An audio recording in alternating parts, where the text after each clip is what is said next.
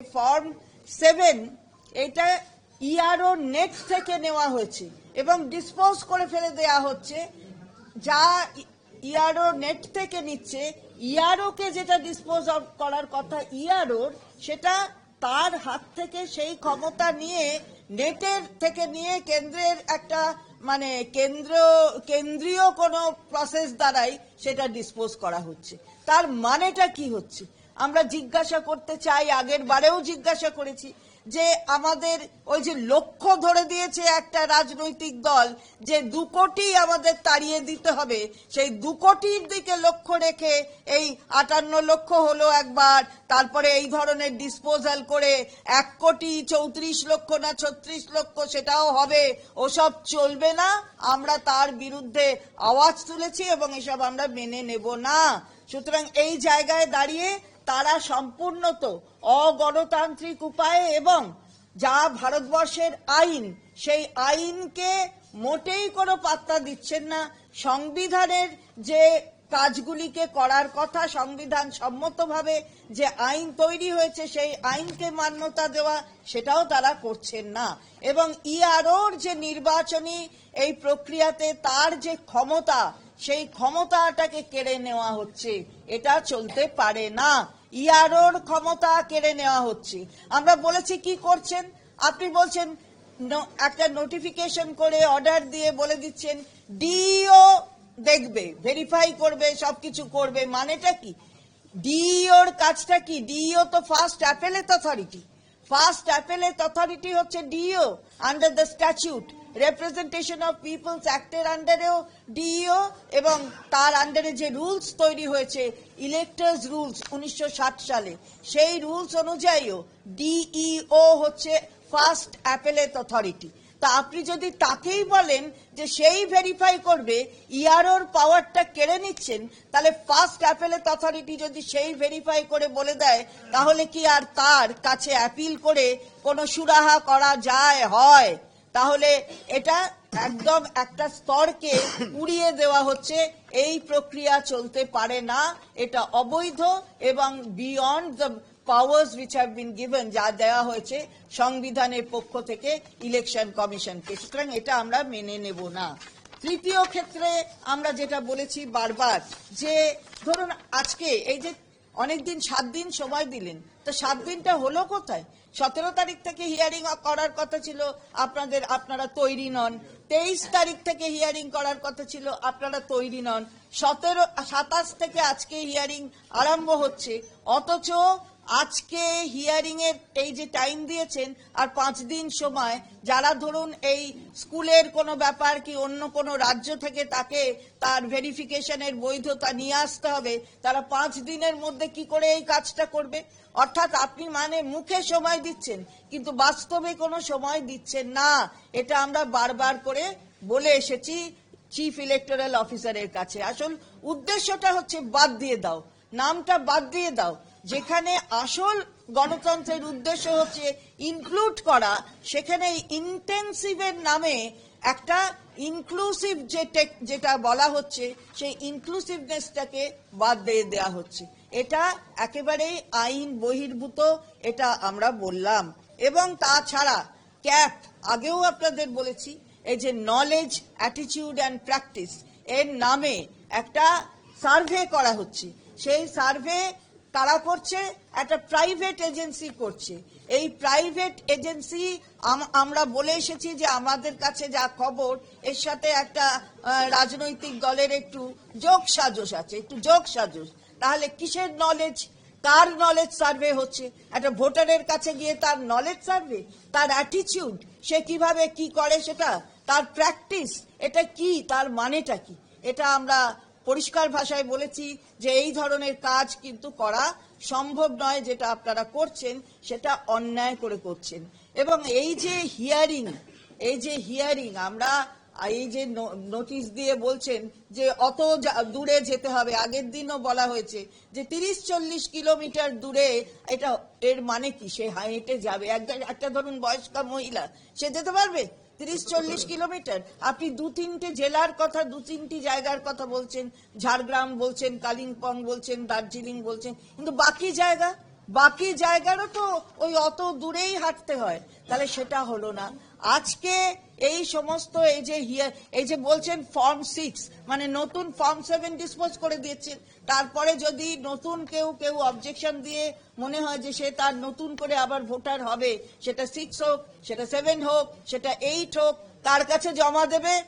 কার কাছে জমা দেবে? আপনার বিএলও কি বসেছে? আপনি কি সেরকম কোনো নির্দেশ দিয়েছেন? কোথাও বিএলও আজকে এমনি গ্রাউন্ড লেভেলে নেই যেখানে বসে সে জমা নেবে। আর আপনার একটা অ্যাপ দিয়েছেন, যেটা মাননীয় মন্ত্রী অরূপ বিশ্বাসও এটার দৃষ্টি আকর্ষণ করেছেন, যে আপনি একটা অ্যাপ দিয়েছেন, তার অ্যানেক্সটা সেখানে দেওয়া যাচ্ছে না। তাহলে এটা কি অ্যাপ? তাহলে এই অ্যাপটা তো এরর, এই অ্যাপেতে তো এরর আছে। তো তাহলে সেই অ্যাপটা যদি বলেন ওখানে দিন, তাহলে যা অ্যানেক্সচার দিতে বলছেন সেটা সে গ্রহণ করছে না, তাহলে দেয়া কি আর না দেওয়া কি? মানে লক্ষ্যটা কি? তাহলে খালি বাদ দেবেন এটাই লক্ষ্য?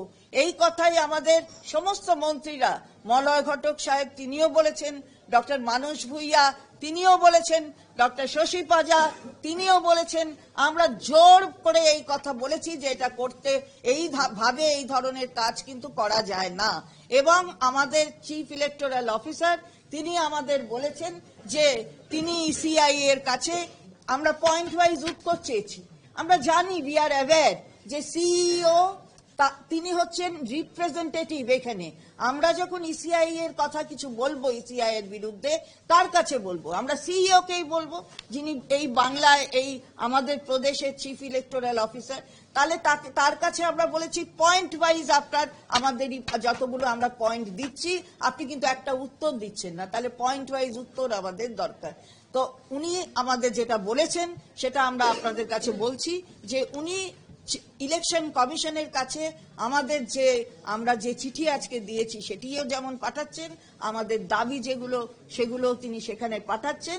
এবং আমরা আশা করব যে ইসিআই তারা আমাদের একদম পয়েন্ট ওয়াইজ উত্তর দেবে, এবং সঙ্গে সঙ্গে এটাও আশা করব যে সিইও সেটা নিয়ে তিনি আরো বেশি তৎপর হবেন এবং সেটা করাবেন।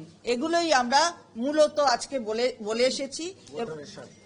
ভোটারের স্বার্থে, একেবারেই নাগরিকদের স্বার্থে, ভোটারের স্বার্থে রিপ্রেজেন্টেশন অফ পিপলস অ্যাক্টকে একটা বৃদ্ধাঙ্গুষ্টি দেখিয়ে ইলেকটোরাল রোলস এর জন্য যে রুলস তৈরি হয়েছে ওই আইনের এখতিয়ারের মধ্যে, সেটাকে একটা বৃদ্ধাঙ্গুষ্টি দেখিয়ে সমস্ত ইলেকটোরেটটাকে এইভাবে ভীত সন্ত্রস্ত করা, এতজন মানুষের মৃত্যু, এসব দায় নেবে কারা?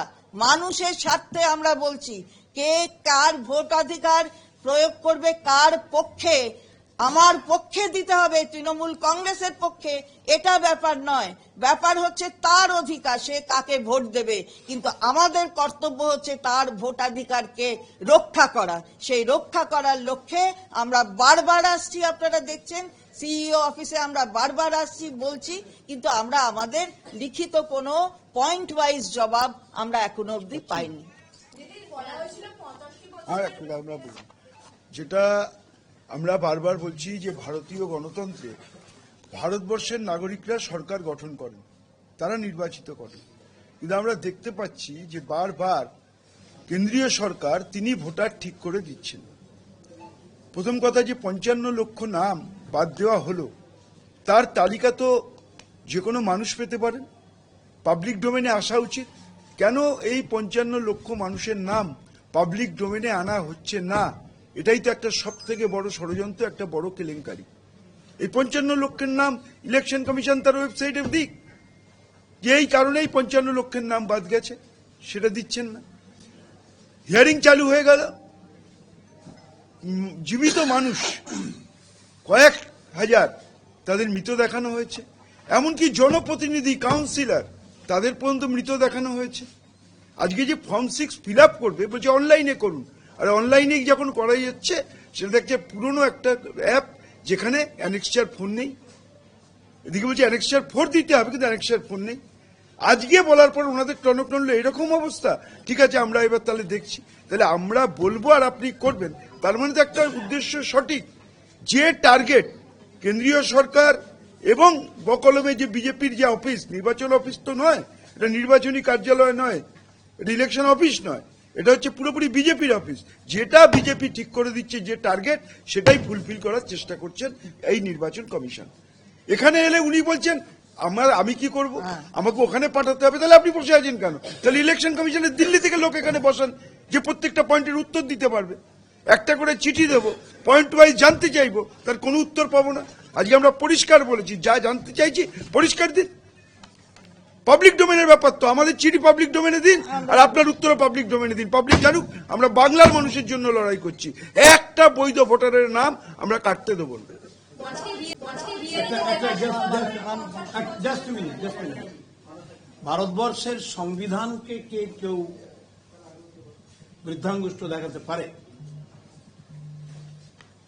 1950 people's representation act, 1960 electors rule, কেউ কি ডিফাই করতে পারে? পারে কি? পারে না। এখানে ERO is a statutory authority under Constitution. Nobody can snatch any authority of ERO for hearing and went for de novo rejection of 58 lakh voters. What is the proof? কারণ হাজার হাজার তথ্য আসছে যেগুলো খুব বাজেভাবে তাদের কেটে দেওয়া হয়েছে না। আমরা বললাম what is the circular of D novo, show us. উনি বললেন ইলেকশন কমিশন থেকে বলেছে, করেছে, আমরা দেখছি। Give us the D novo circular of the election commission to reject the voter. ধরুন আমি এসছি কলকাতা 3 দিন কাজে, আমার বাড়িতে গেছে, 3 দিন পাইনি, আমার নাম কেটে দিয়েছে। মানে আমি একটা উদাহরণ দিলাম। আপনি পড়তে কলকাতার একটি হোস্টেলে আছেন, লেডিজ হোস্টেলে 6 দিন ধরে আছেন, আপনার বাড়িতে 3 দিন গেছে, আপনাকে দেখতে পাই, আপনার নাম কেটে দিয়েছে। These are call shifted voter. তাহলে এই যে শিফটেড ভোটাররা ডিনোভো কেটে দিলেন, তাদের তো হিয়ারিং এ ডাকতে হতো by ERO। DEO, district magistrate, is the first appellate authority. He cannot intervene, he shall not intervene except the appellate authority job. The ERO is the nodal person, an officer, who is the first person who will take the hearing. তার অথরিটিকে আপনি road করে দিলেন। আমরা বললাম circular দিন, বলে election commission.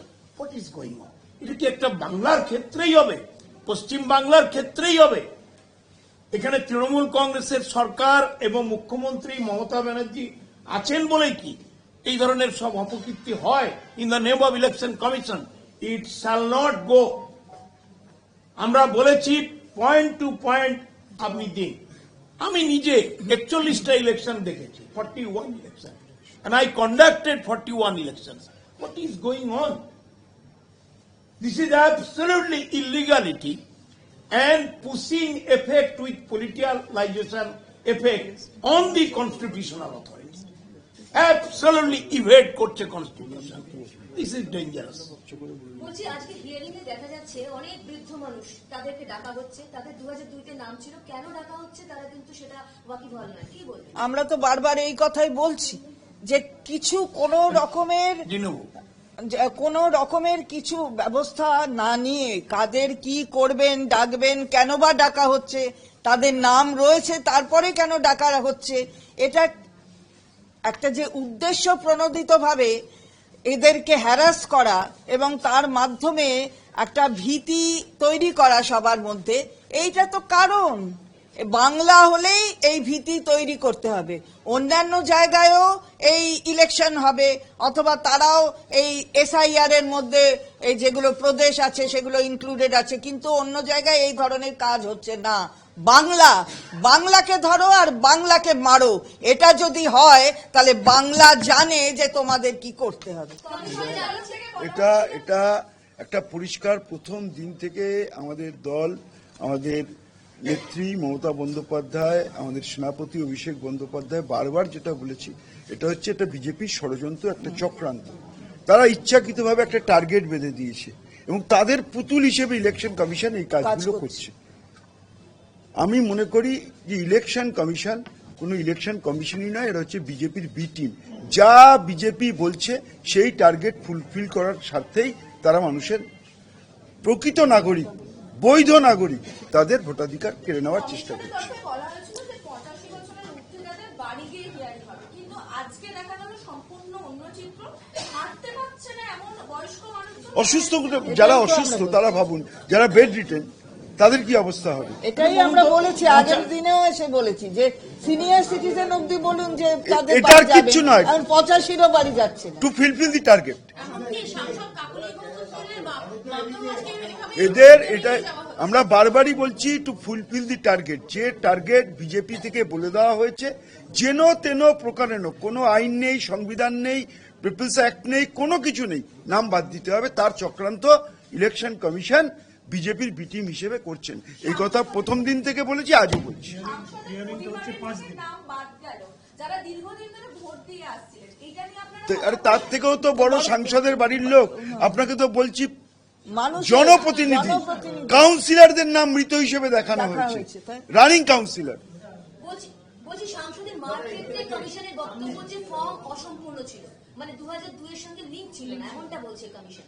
কোনো 2002 এর সঙ্গে লিঙ্ক ছিল না। আপনি যাদের নোটিশ পাঠিয়েছে দেখেছেন কোথাও স্পেসিফিক কিছু লেখা কিছু আছে? লেখা আছে? কেন আমাকে নোটিশের ডাকা উত্তর হচ্ছে? কেন আমার কোন দেন? ডকুমেন্টসে তাহলে- পাওয়া তাহলে- যাচ্ছে না? কোন ডকুমেন্টসে আমার ভুল আছে? সামান্য নামের ভুল, সামান্য একটা পদবীর ভুল। একজন মহিলা বিবাহ করার পরে অনেকেই তার হাজবেন্ডের টাইটেল নেন, তার নাম। না, 2002-এ যদি নাম না থাকে, যদি উনি 2003-এ তুলে থাকেন, আমি ধরে নিলাম তর্কের খাতিরে, তাহলে কি 2025-এ তার লিস্টে নাম থাকবে না? তার জন্য তাকে ডাকতে হবে? তাহলে কন্টিনিউয়াস প্রসেস, যে রিপ্রেজেন্টেশন অফ পিপলস অ্যাক্টের মধ্যে এই ইলেকশনটা তো, নাম তোলাটা তো কন্টিনিউয়াস প্রসেস। তাহলে 14-ই নির্বাচন হলো কি করে, 19-এ হলো কি করে, 24-এ হলো কি করে? তাহলে তখন কিন্তু এনারা সব ভোট দিয়েছেন, সে ভোটগুলো বৈধ। আর এখন লিঙ্ক পাচ্ছে না, তাই টেনে নিয়ে যেতে হবে। আমাদের নেতা উদ্দেশ্য- অভিষেক ব্যানার্জি এটাই বলেছেন। হ্যাঁ, না তাহলে সবাই মিলে পদত্যাগ করে দিন, হ্যাঁ, সারা সবাই ভারতবর্ষে। করবে। সবাই পদত্যাগ করিয়ে আসুন। তারপরে বিধানসভা, SIR ও। লোকসভা তারপরে- পদত্যাগ করে তারপরে এই SIR ও। ডিনোভো, এই de novo what is terminology, de novo rejection না না, আমি বলছি ঠিকই বলছি, তাহলে তারপরে সবাই নির্বাচন হোক। হোক, সবকে এই বলা মানুষগুলোই তো ভোট দিয়ে সবাইকে আমাদের দেশের পদত্যাগ প্রধানমন্ত্রী, করতে হবে। দেশের স্বরাষ্ট্রমন্ত্রী, দেশের কেন্দ্রীয় মন্ত্রীদের সবাই করেছেন। পদত্যাগ। তখন এই লোকগুলোর বৈধ ভোটে তখন বোঝা আপনি যায়। মন্ত্রী হলেন, আজকে তারা অবৈধ হয়ে গেলেন। প্রথমে তো আমরা ওটা নিয়ে আমাদের কোনো ভোটারদেরকে ডাকার কথা ছিল, কিন্তু এখন দেখা যাচ্ছে যে 1 কোটি যে লজিক্যাল ডিসক্রিপেন্সিস ছিল, তাদের মধ্য থেকেও মানুষজনকে আনওয়ারেন্টেড ভাবে ডাকা হচ্ছে, তারা প্রস্তুত ছিলেন না। আমরা তো আমার আগেই বলেছি, বক্তব্য আমরা একটা, এটাই বলেছি আমি ধরুন আগে। কোথাও ভুল করেছি অথবা আমার কোনো পেপার মিসিং আছে, তাহলে আমাকে যখন ডাকা হবে তো পরিষ্কারভাবে বলতে হবে, তো এই আপনি কারণে। এই কাগজটা নিয়ে আসুন। এটা ভারতবর্ষের আইন, এটা এটাই তো বলে, নিয়ম। এটা principles of কোথায় সেটা natural লেখা justice। থাকছে? একটা নোটিশ আমাকে বাড়িতে দিয়ে চলে যাচ্ছে। এটা প্রিন্সিপালস অফ ন্যাচারাল জাস্টিস, ভারতবর্ষের আইন। আইনে হচ্ছে যাকে ডাকছেন, যাকে আপনি হিয়ারিং বলছেন, তাকে হিয়ারিং কিসের জন্য তাকে ডাকছেন সেটা বলতে হবে। আপনি যখন তাকে বাদ দেবেন কিংবা রাখবেন, তার জন্য একটা স্পিকিং অর্ডার দিতে হবে। এটা আমরা বারবার বলে এসেছি।